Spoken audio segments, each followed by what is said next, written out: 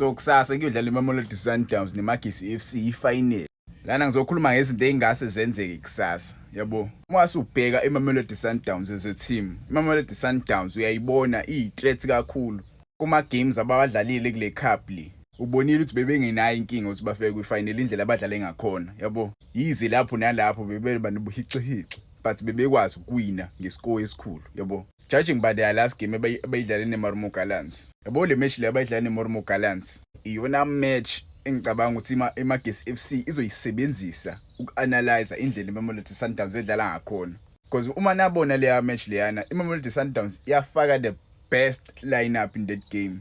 Yabo first starting lineup in that game was one of the best I've ever seen in the season so far. But indlela abaqala ngayo first half abadlalanga kamnandi because iMarumo Gallants yayikwazi ukuba match, yabo. Yayipake nje ibhasi lokugcina ngci angazi konakalaphi, yabo. I feel like iMagesi FC will see ama mistakes enziwa iMarumo Gallants, yabo. Because if you see iMamelodi Sundowns ifuna kahle uKaizer Chiefs igoli lokuqala abalikora kwabi penalty.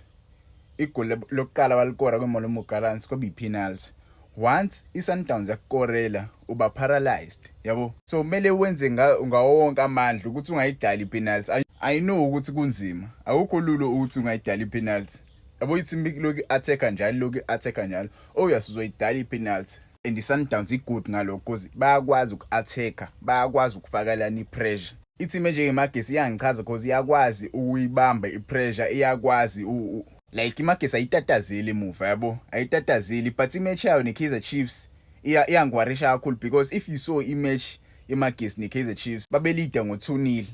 Njengoba belida ngo-2-0, iKaizer Chiefs iyakwazi ukucover leso score lesi kuze kube u-2-2. So ukubona indlela iMamelodi Sundowns idlala ngakhona and iMagesi idlala ngakhona, ngempela kuzoba i-threats, ngempela kuzoba igame emnandi ngempela yakusasa because iMagesi igood ekudefendeni, iSundowns igood ekattackini. So bona ukuthi kahle kahle ubani ungqondo lapha, yabo. Le game yakusasa ikabili. It's either iMagesi FC izodefenda, yabo, izodefenda ngempela ithola uqhwasha, yabo, ithola uqhwasha nje udefend, ithola iset piece ishaya igoli mase defend uqhwasha, or iSundowns izoyihumiliate iMagesi, yabo. Izoyihumiliate ngamagoli amaningi. Ikabili lento, yabo, ikabili. It's either iMagesi izothola uqhwasha because once iMagesi athola uqhwasha bafethu kulindele nje ukuthi iMagesi izodefenda ibhasi lokugcina ngci leli lingapenetrate. Wabona igame iPolokwane City neMamelodi Sundowns, uzobona ukuthi iSundowns ayikho umnandi ekupenetrateeni ibhasi. Uma wabona igame yeMamelodi Sundowns neMarumo Gallants, iSundowns ayikho umnandi ekupenetrateeni ibhasi. Bangalipenetrate ibhasi from start of the game kuze kuphela igame baye kuma penalty. Abanqina ukuyenza lonto, yabo, because bayazi bano Chibezeza.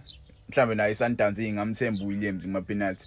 But iMagesi kusasa lindela nje ibhasi. iSundowns mele yenze sure ukuthi iyakwazi ukupenetrate leli ibhasi leli, yabo.